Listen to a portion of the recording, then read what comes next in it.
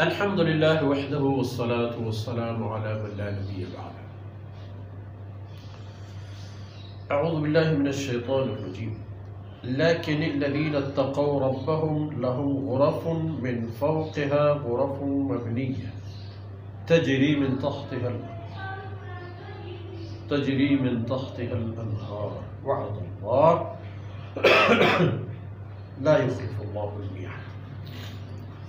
سبحانك لا علم لنا إلا ما علمتنا إنك أنت العليم الحكيم.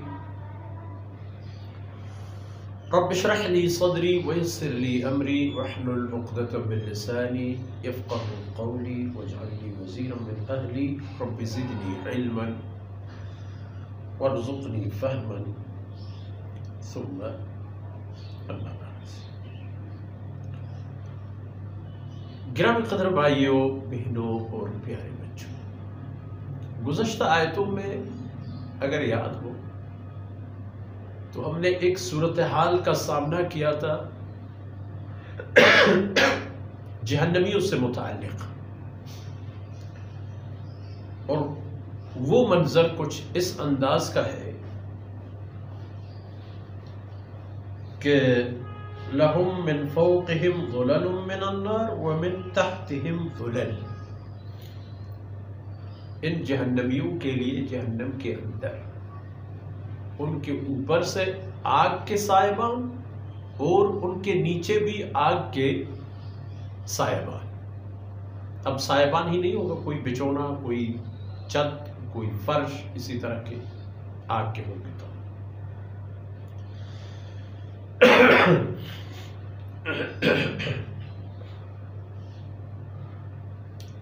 اب یہ منظر بھی دیکھ لینا، سبحان اللہ. لیکن الذین اتقوا، اب ان کے مقابلے میں جو کفار اور مشرک تھے اور اپنے شرک اور کفر اور منحوس اعمال کی وجہ سے وہ جہنمی ہوئے، اب ان کے مقابلے میں یہ دیکھ لینا کہ جن لوگوں نے تقوی کی عادت اپنائی، لیکن الذین اتقوا، جو لوگ متقی ہوئے، پرہیزگار ہوئے، لہم غرف، ان کے لیے عالیشان قسم کی محل ہوں گی، من فوقها غرف،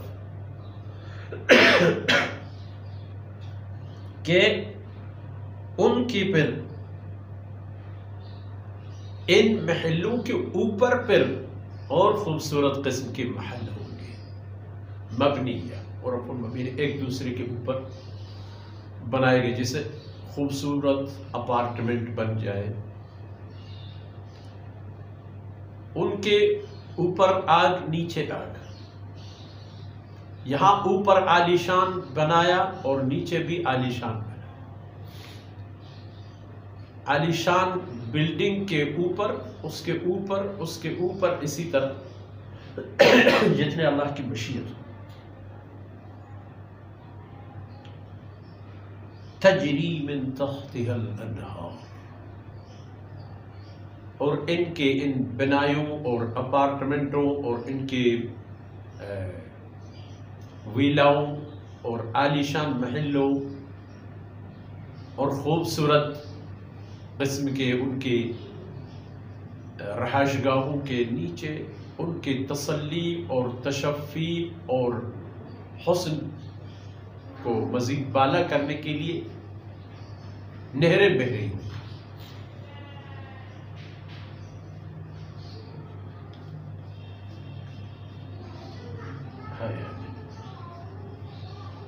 وہاں فرمایا یا عبادی فاتقون،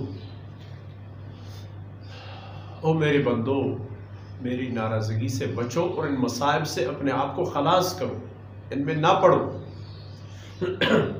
یہاں فرماتے ہیں وعد اللہ،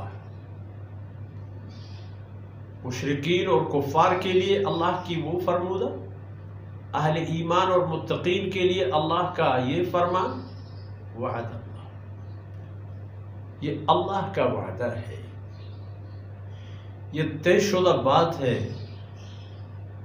یہ ایک حل شدہ مسئلہ ہے.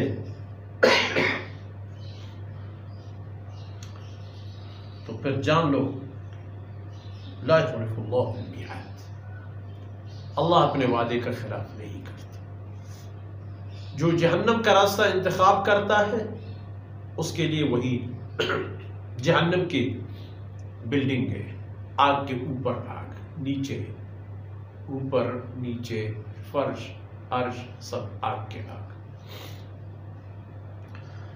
اور اہل تقوی کے لیے عالیشان بنایا بلڈنگ، اس کے اوپر پھر اسی طرح، اور ان کے نیچے بہتی نہریں.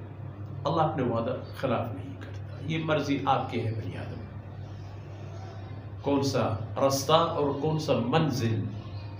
اصل بات تو منزل کی ہے. جس منزل کا آپ نے انتخاب کیا ہے آپ اسی کے راستے پر جائیں گے ضرور. تو پھر سوچ سمجھ کر